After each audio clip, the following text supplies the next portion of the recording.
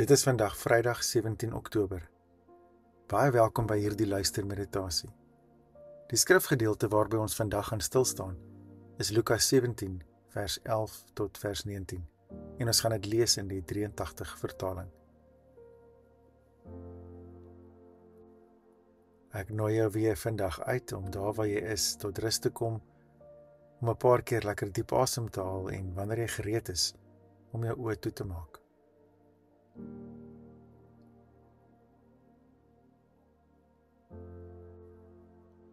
Ontvang die geskenk van God se nabyheid.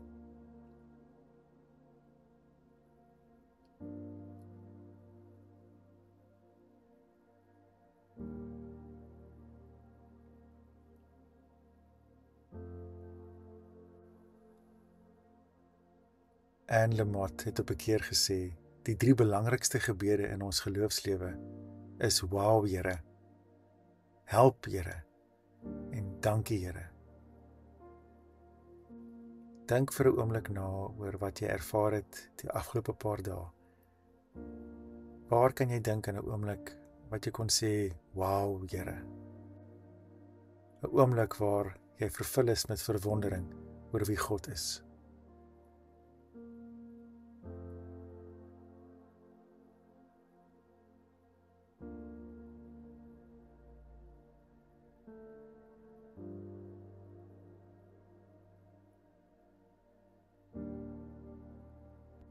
Dalk het jy nodig om vandag te sê, help Here.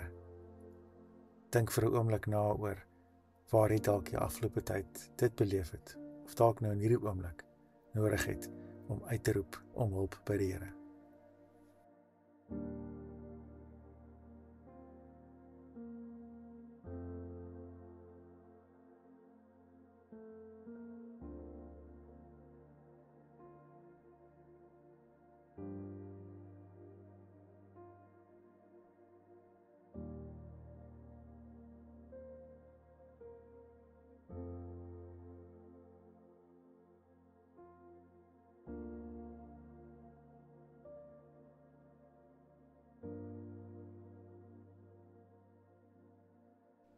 Die derde beweging is, dankie Here.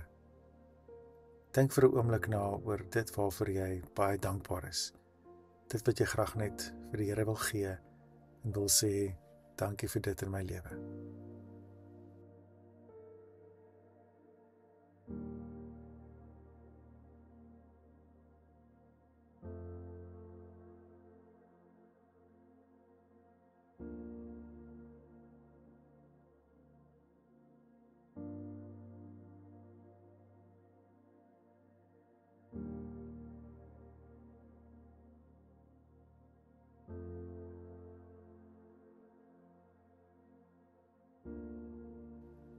Here, te midde van die besige kom en gaan, help my om nou te kan stilstaan, om die genesing, die genade, die eenvoudige gawe van hierdie oomblik te kan inneem.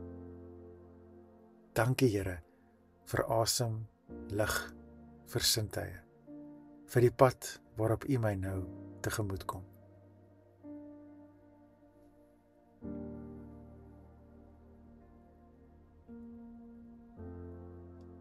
Lukas 17 vers 11.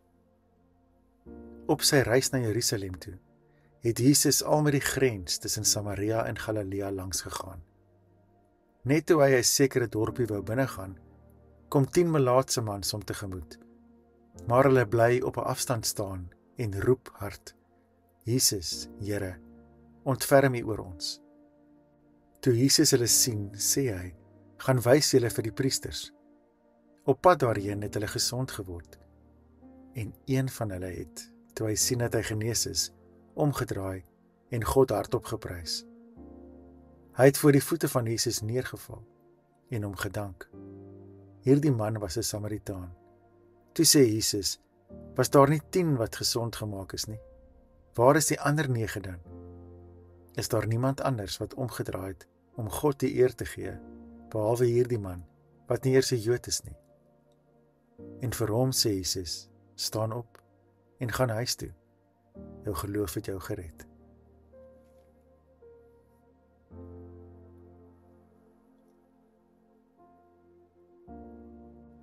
Ek dink vir meeste van ons is hierdie 'n bekende skrifgedeelte. Wat het jy vandag in hierdie verhaal gehoor? Watter woord of gedagte het met jou gepraat? Of watter vraag het dit dalk by jou losgemaak?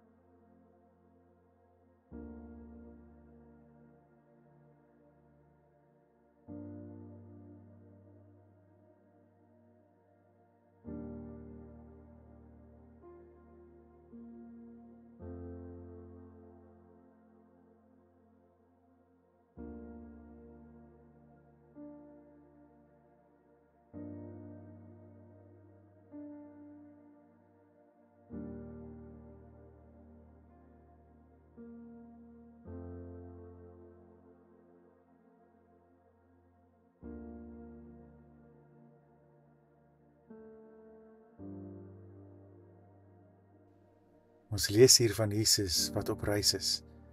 En in Lukas ontmoet ons 'n vasberade en 'n doelgerigte Jesus. Hy is op pad na die middelpunt van die Joodse wêreld, na Jerusalem. Maar om daar uit te kom, reis hy langs 'n grenslyn tussen die polariteite van sy tyd, tussen Samaria en Galilea. Lukas herinner ons die heeltyd aan Jesus se eindbestemming, Jerusalem, die plek waar hy gaan sterf. En tog word hierdie bewussyn by Jesus oorskadu deur sy omgee vir mense, veral grensgevalle, dat Jesus onderbreek word in sy reis. En hy reis ook nie soos ander Jode nie. Hy vat die reguit pad deur Samaritaanse dorpe. Jode sou 'n ompad gevat het om die Samaritane te vermy, maar nie Jesus nie. En op pad na Jerusalem kruis hy pad met hierdie melaatses wat kliphard roep na hom. Dis so half 'n toevallige ontmoeting. En dit tref my altyd so diep dat Lukas klem lê op Jesus wat hulle gesien het. Daar word niks gesê van wat Jesus gehoor het of hulle hulpgeroep gehoor het nie. Nee, Jesus sien. Hy sien hulle pyn en hulle pyn raak sy pyn en dit beweeg vir Jesus. Ek dink die groot vraag is vir hoe lank en waarvoor het hierdie 10 siekes vir Jesus nodig gehad. Dis seker ons vraag ook. Hierin lê dalk die sleutel van hierdie verhaal. Al 10 van hulle was ewe desperaat. Al 10 het saam gebid en gesmeek om genade. En Jesus het sonder voorbehoud al 10 gesond gemaak. Op pad na die priester het hulle bewus geword van die wonderwerk. Hulle kon terugkeer na hul gemeenskappe en op 'n normale wyse weer begin leef. Die punt is, dit is al wat hierdie wonderwerk vir 9 van hulle ingehou het. Ek dink nie hulle het gesien wat Jesus in hulle gesien het. Hulle uitkyk op die lewe het dieselfde gebly. Vir hulle was Jesus, kan ek maar sê, 'n free ticket terug na die bekende. 9 vat wat hulle van Jesus kry. En hulle bly eintlik maar net in hulle self geïnteresseerd, hul eie genesing. Behalwe een van hulle. So ja, die Samaritaanse reaksie is dankbaarheid. Maar ek dink dit is ook soveel meer. Hy wys wat dit beteken om te kan behoort. Om werklik raak gesien te word deur God. En ek dink hy keer terug na Jesus, omdat hy nie net belangstel in die voorgereg nie, maar die volledige feesmaal wil geniet saam met Jesus. Ek dink dit is die lewe in oorvloed.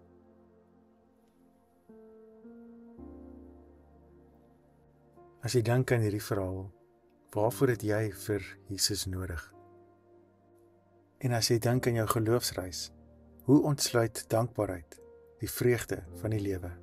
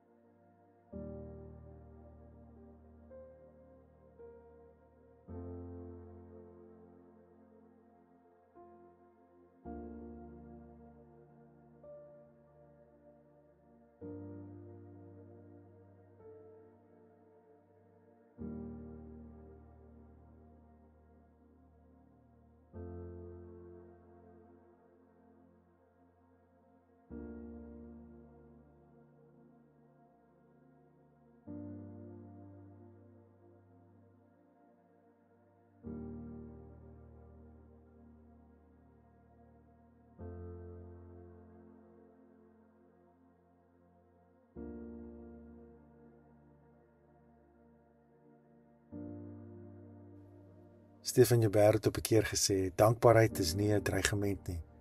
Of ons is dankbaar of nie. Dis so eenvoudig en so ingewikkeld soos dit. Dankbaarheid beteken hartsake kom eerste. Dit spruit voort uit die wete dat God jou liefdevol raak gekyk het. En Jesus roep ons om ander ook so raak te kyk. Die koninkryk van God roep. Die koninkryk van God sê, luister na wat met jou gebeur op jou lewe. Veral wanneer jy reis op die grenslyne van jou lewe.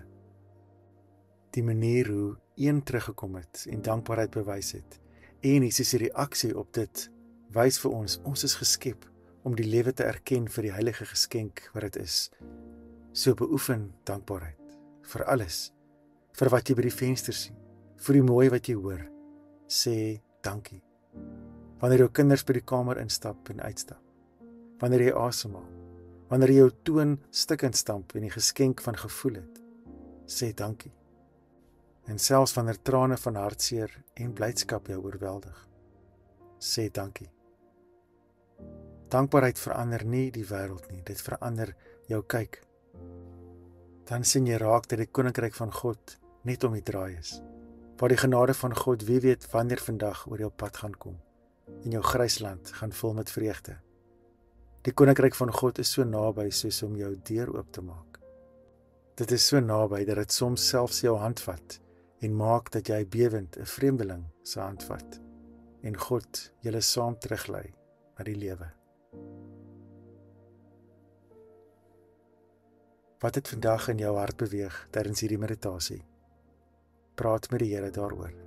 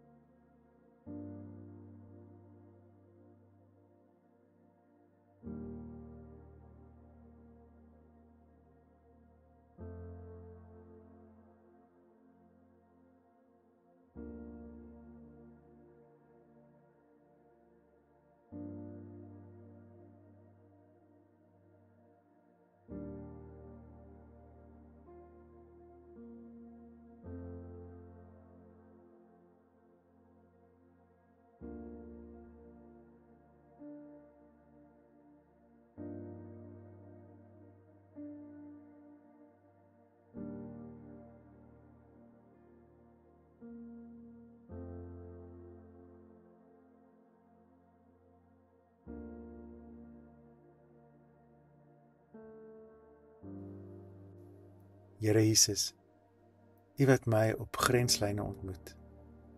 Dankie dat U my sien, selfs wanneer ander wegkyk. Dankie dat U my roep, selfs wanneer twyfel of huiwer my hart oorneem. Here, dankie vir die liggaam van Christus waarvan ek kan deel wees. Dat daar ander mense is wat saam met my stap en saam met my voel, saam met my sien. Dankie vir die vreugdes en die pyn wat ons kan deel. Wat ons leer om te luister, om stadiger te beweeg, om sagter te praat, sodat ons mekaar regtig kan hoor. Here, dankie vir mense in my lewe wat luister sonder antwoorde en wat bly sonder om te oordeel. En dankie vir U genade wat ons elke keer vind voordat ons verander of verbeter het. Here, en dankie vir die eenvoud van kinders se lag wat my laat hoor die hemel is naby. Here, mag ek vandag ervaar en bewus wees van hoe U nader stap in die grense van my lewe. Mag ek in daardie stilte oomblikke tussen asem en uitroep die fluistering van die Gees hoor weergalm. God is hier teenwoordig. Amen.